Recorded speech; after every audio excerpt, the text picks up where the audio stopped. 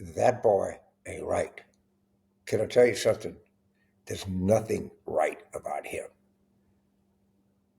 That boy really ain't right in every way you can imagine.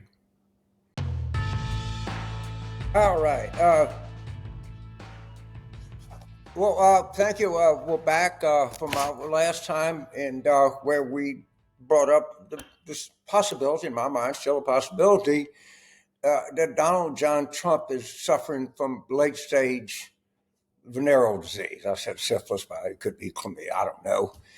And there were a lot of people, a lot of responses, a lot of MDs, a lot of RNs, uh, and some were pretty sure that he didn't. Others were, you know what, it kind of adds up and makes sense. Now, there's a couple things here that we need to know when we assessing the possibility of these claims. I mean, first of all, we know he's had a history of sexual relations with people who've had multiple partners in the past, and I'll leave it up at that.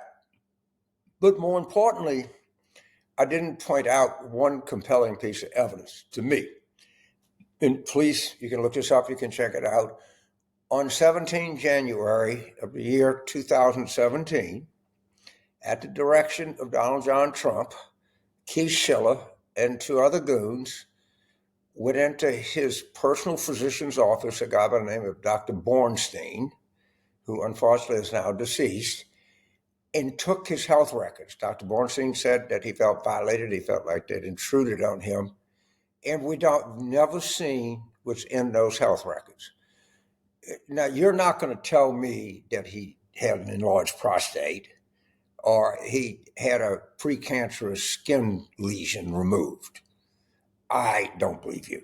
Now, whether or not it contained in his health records that he had some people have said it's not sexually transmitted disease, sexually transmitted infection. I'm not getting into an AMA discussion about what it is, but there's something in that's pretty clear that he has some condition that he doesn't want you to know about.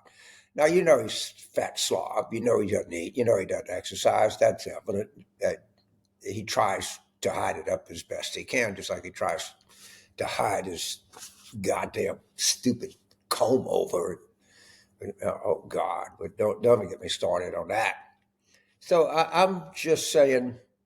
I'm not saying, but I'm saying that there is more evidence that points to something. It's clear fact that he has undergone significant mental deterioration. I think to the point, as I pointed out, he's mad in the King George III way, not mad like he's gone literally crazy. And of course, that happens to people who have this, I don't know, dormant or latent sexually transmitted disease that reassert themselves. But since that, we have to consider what is, so we had this act of madness with President Zelensky in the Oval Office.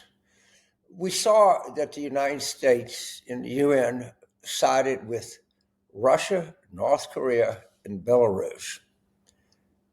That's the neighborhood we want to be in. So to hell with South Korea, Japan, New Zealand, I don't know, Australia, Germany, France, Nigeria, Brazil, South Africa, whatever, BRICS countries. So that's where we are. We know that the tariffs are already causing economic hardship. We're watching the markets deteriorate as we speak. We know that. We know he doesn't believe in the rule of law. He's told us that.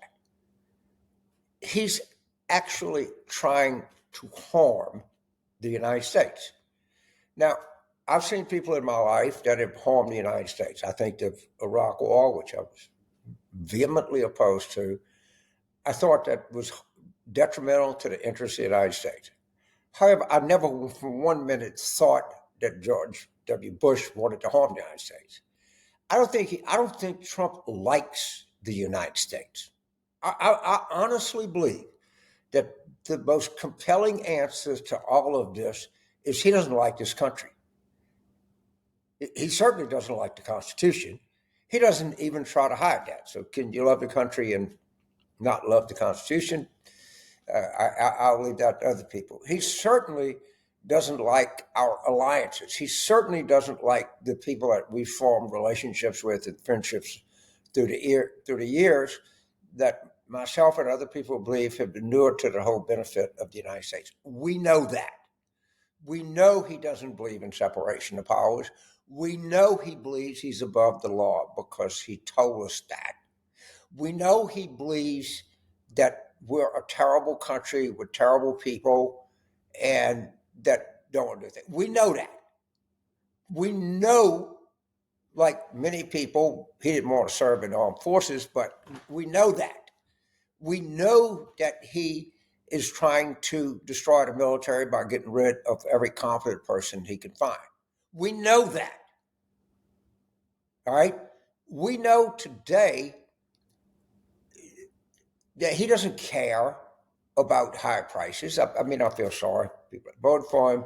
I can't blame you for being suckered in. If you listen to what his agricultural secretary had to say, how to combat the high price of high eggs, I'm not shitting you people. She actually said this. People need to raise chickens in their backyard. All right. So that's the answer. All right.